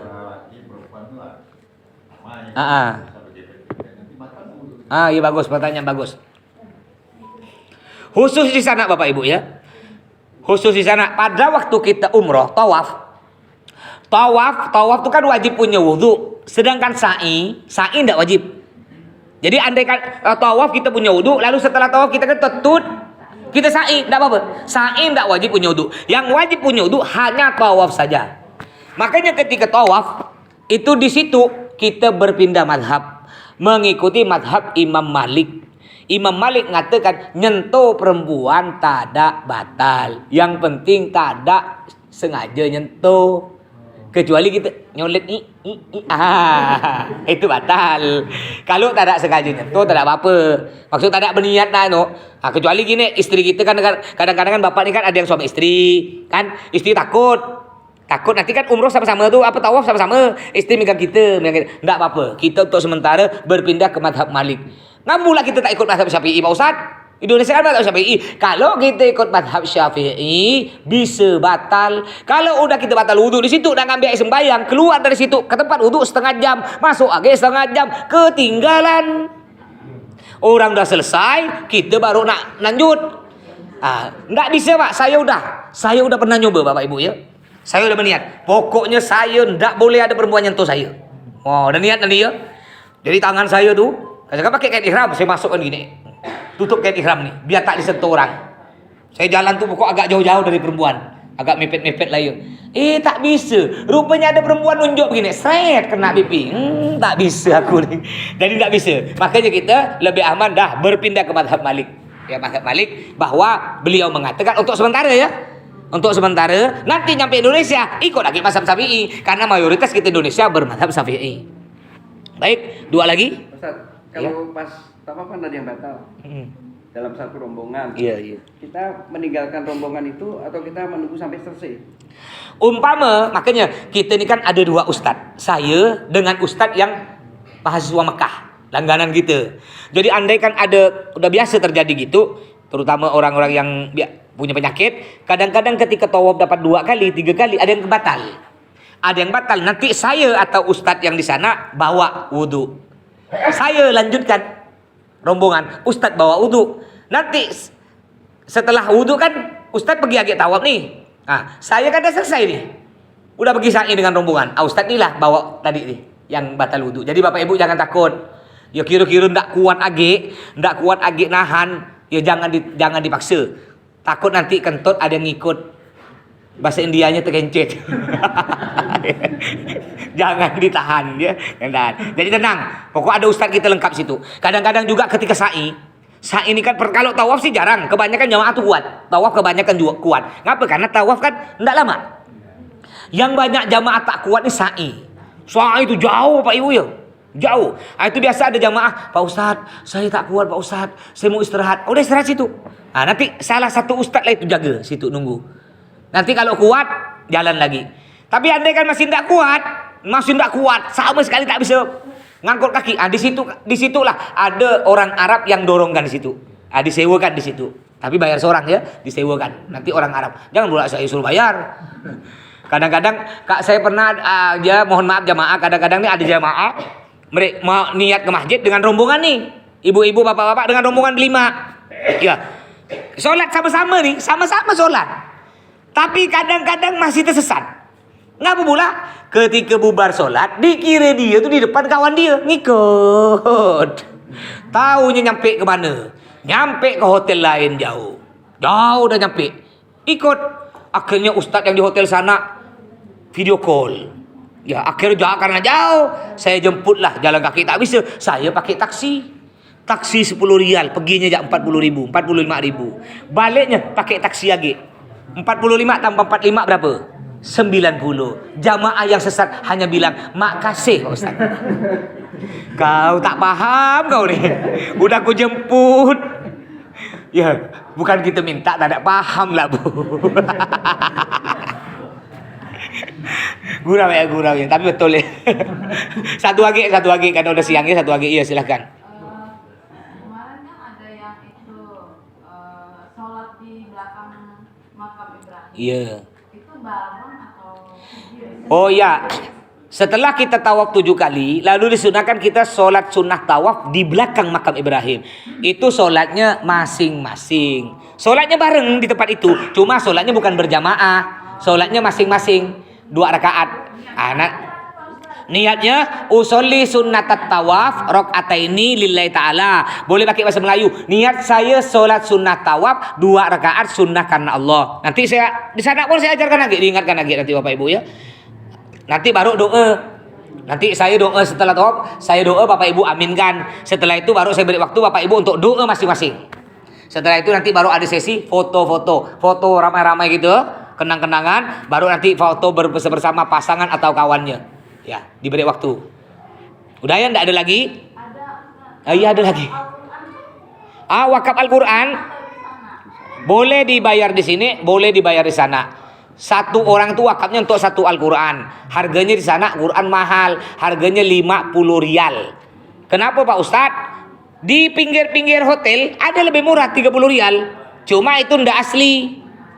Kalau yang 50 rial itu asli dari gudangnya, dari percetakannya. Bedanya Quran asli dengan ndak asli. Kalau yang asli ada stempel dan nomor seri. Kalau yang ndak asli kita masukkan ke masjid, itu dikeluarkan lagi, dipindah ke masjid kecil. Yang pahalanya cuma satu ya. Nah, tapi kalau yang ada stempel dengan nomor seri, kita masukkan di Masjidil Haram di Ka'bah tuh, itu tidak dikeluarkan lagi, disimpan di situ. Pahalanya 100.000 Quran. Satu butir Quran sama dengan kita nyumbang 100.000 Quran. Ya mungkin kita punya anak, terutama anak kita yang digigil nakal-nakal tuh, nah, kita wakafkan, niatkan, boleh niatkan. Bismillahirrahmanirrahim, niat dalam hati. Niat dalam hati, bayar. Niat dalam hati, saya wakaf, mudah-mudahan disebabkan wakaf Al-Quran ini Allah bu beri hidayah anak sing nakal, rajin sholat, tak ngelawan-lawan lagi. Niatkan bu, bisa. Gimana? Iya, ke saya boleh. Nanti bayar di sana pun, ke Ustadz yang di Mekah pun boleh. Nanti tinggal di data. Duitnya nanti, yang penting datanya dulu. Datanya dulu. Mungkin ada yang mau badal umroh. Kalau bayar, Ustaz, saya mau badal umrah.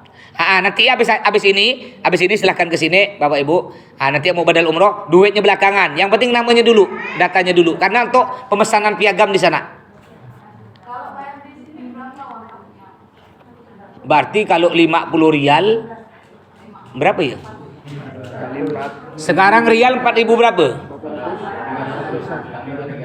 Ada yang 4.003, ada yang 4.005. Hitunglah 4.003 lah. Hitung 4.003. Berarti kurang lebih 215.000.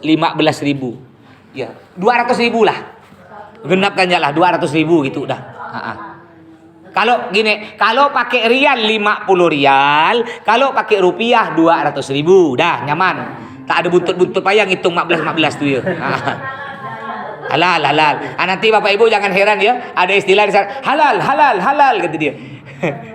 Jadi kalau kita udah bayar tuh halal gitu dia. 5 rial, 5 rial. Semuanya dipanggil haji nanti ini ke sana. Haji gitu. Halal gitu. Ya, udah enggak ada lagi. Nukar uang di money changer. Di money changer di Gajah Mada ada, Tanjung Pura ada. Banyak, Tanjung Pura ada 3. Gajah Mada juga banyak. Di sana bisa. Cuma di sana nih harga berubah-ubah. Sama dengan sini sih, kadang-kadang naik, kadang-kadang murah, kadang-kadang mahal. Dan di sana repot. Nanti kita nak perlu belanja, kita masih sibuk agak nukar agak. Lebih tenang agak, biar kita tak repot dengan urusan tukar rial, biar ibadah kita tenang, tukar di sini udah. Tanjung Pura atau Gajah Mada? Beli voucher di bawah, katanya ada nunggu katanya di bawah. Kalau kita tak nukar, ndak semua toko mau duit rupiah, ndak semua. Ada sebagian toko, itu pun sebagian toko yang mau hanya duit 50.000 dengan 100.000. Umpama duit 50.000 kita belanja, kita hanya belanja sekitar 3 rial. Nanti baliknya itu dibalikkan rial. Duit 10.000, 20.000 ndak mau dia. Jadi boleh, ndak tukar boleh. Coba gini, lebih aman begini ya. Umpama kita bawa 2 juta kan, 1 juta kita tukar, 1 juta ndak. Boleh, tak apa-apa. Karena enggak semua toko ya, enggak semua toko mau duit rupiah. Ada sebagian yang dia tak tahu, tak mau duit rupiah. Repot kata dia. Karena nanti masih aku ke tempat nukar. Jadi enaknya Bapak Ibu ya, enaknya tukar di sini aja. Biar di sana kita tenang ibadah. Ya. Buka hari Sabtu buka, Juga kalau nak beli kota beli di sini ya. Di sana ada. Cuma kalau kita beli di sana, kelebihannya kalau kita beli di sini, pesawat mendarat di Madinah langsung aktif, langsung bisa video call. Tapi kalau kita beli di sana, pesawat mendarat di Madinah, HP kita tak bisa dipakai. Ngapa tak bisa dipakai? Kita belum beli kota. Nggak bisa langsung beli di bandara. Nunggu lo, kita di bandara proses bisa 3 jam di bandara. Baru ke hotel. Hotel tak bisa kita beli dulu. Kita masih ngurus hotel ini. Paling sekitar 10 jam.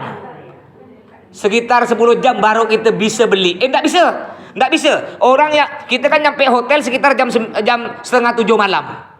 Ya, sedangkan toko pulsa hanya buka jam 7 pagi. Berarti dari sore sampai jam 7 pagi kita tak bisa komunikasi. Repot, susah. bisa galau kan. Udah lebih nyaman lagi kita beli di sini. Harganya pun harga di sini dengan di sana harga kuotanya sama kurang lebih. Lebih murah sana sikit bah, lebih murah sikit 10.000. Iya, lebih murah 10.000. Dan repot lagi. Kalau beli di sana repot. Ya ngapa pula harus pakai paspor.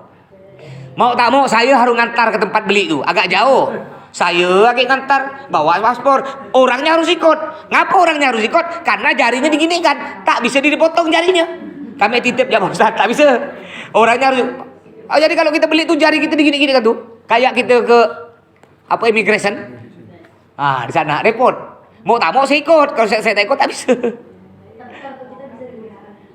Bisa digunakan. Nah, saya tidak pernah ganti kartu. Ganti saya Telkomsel. Di sana tetap Telkomsel. Bisa video call, nelpon bisa. Ya. Kalau nelpon biasa tak bisa. Oh, kalau nelpon Bapak Ibu nanti kalau ada keluarga kita dari Pontianak nelpon, bukan WA ya, bukan lewat WA, tapi nelpon biasa jangan diangkat. Kita ngangkat ya kena. Namanya roaming. Kita ngangkat nih kena. HP gini nih mohon maaf, yang punya HP ini nih. Yang bawa HP ini nanti kalau ada keluarga nelpon jangan diangkat. 100.000 sebentar ya bos saya duit tuh habis. Kalau HP ini Android, ini pakai WA. Tapi sebenarnya sinyal paling kuat di sana bukan WA, IMO. IMO itu ada aplikasi baru, itu juga sama dengan WA fungsinya, bisa video call. Biasa kalau orang yang sering ke Mekah tuh lebih pakai IMO karena IMO lebih jelas, lebih bersih, sinyalnya lebih kuat. Tapi WA pun sama lah, WA sama, cuma lebih kuat IMO. Udah, enggak ada lagi ya. Nanti udah mungkin sampai di sini karena ini udah tambah siang. Untuk Bapak Ibu yang belum jelas, belum paham, silakan japri saya. Nama saya, nomor saya ada di grup. Namanya siapa Bu? Nomor saya? Ustaz Sahrukan, istri saya Syahrini. Maaf saya suka gurau Bapak Ibu, saya suka gurau.